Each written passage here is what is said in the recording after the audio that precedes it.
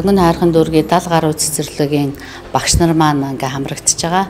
За энэ одоо үйл ажиллагаанд болохоор зэрэг шинжилсэн хөтөлбөрийн дагуу одоо ухаалаг хөдөлгөөнд платформ тоглоомыг яаж ашиглаж сургалтандаа яаж оруулж ийн үйл ажиллагааны төлөвлөлтөндөө яаж тусгасан бэ гэдэг энэхүү одоо туршлагаа бусад одоо цэцэрлэгийн багш нар түгээн дэлгэрүүлж байна. Шинжилсэн сургалтын хөтөлбөрт бол бидний өмнө хийжсэн зүйлүүд маань багтж байгаа. Ер нь бол бидний бага насны хүүхдийг хөгжүүлэх энэ сургалтын хөтөлбөр бол чиглэл бүрээрээ 7 чиглэл болоод одоо энэ үйл ажиллагаа явагдана.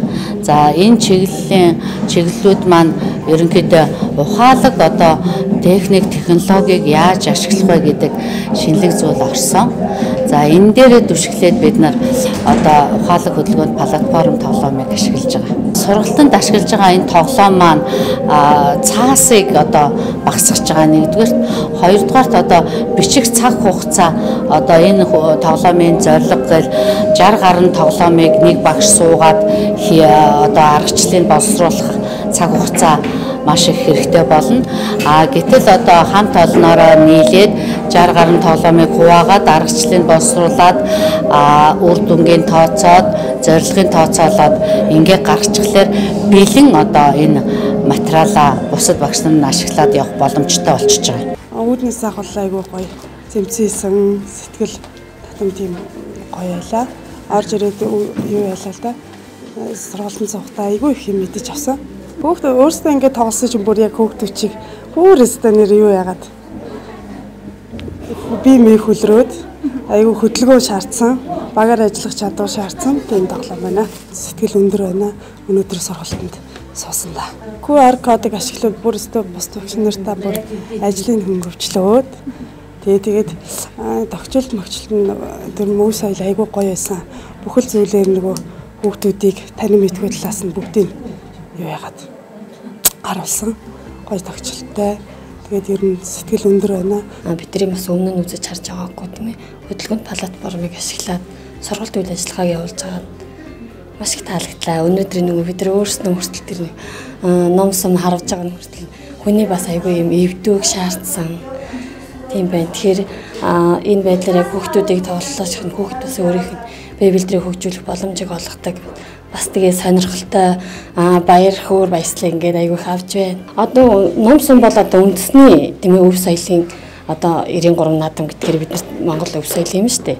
Тэгэхээр тэрэн дээр бол одоо яг ингээд одоо ээж аав нь хардаг ч юм уу тийм ээ миний одоо мэддгээр бол ингээд яг мэрэгжлийн одоо ингээд удам дамжсан ч юм уу хүмүүс ерөнхийдөө хүүхдүүд нь тоглох байдал ажигддаг байхгүй юу. Тэгэхээр одоо саяны тэр ном сум харуулж байгаа нь бол тийм ээ хин дуртай ингээд сонирхож байгаа хүүхэд болгон тэр тоглох боломжийг ингээд энэ цэцэрлэгт бол бүрдсэн байна. Тэр одоо бид нар ч би болоод ингээд ном сум харуулж ерөөсөө үзчихэл байгаагүй.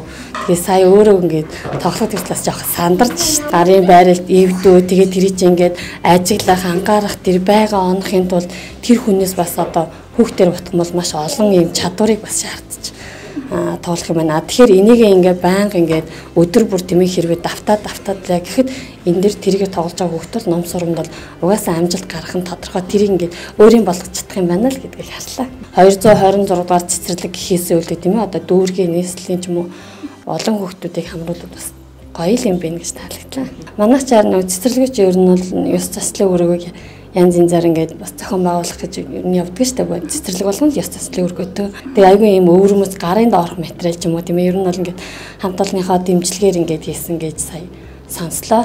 Тэгээ харахад айгүй хөөрхөн ер нь бол талаар ашиглах боломжтой. Тэгээ энэ чинь орон цагаа ашиглаад дугуйлангаа хичүүлэлтэй гэж байна. Тэгэхээр ер нь бол маш олон одоо ёс заншлын өргөө гэхээс үл олон төрлөөр ашиглаж болох юм хөөрхөн өргөө байх болсон байна л гэж харж байна. Энэ бас болж байна аюу амархан биш дээ. Бид нар ингээд зөндөө олон цаасыг бичих цаасыг эргүүлээд одоо тэр минь хаана энэ минь хаана гэд ингээд багшийн ажлыг хөнгөвчлсэн мэт юм ээ. Шууд гар утсаа ашиглаад QR кодоо уншууллаа.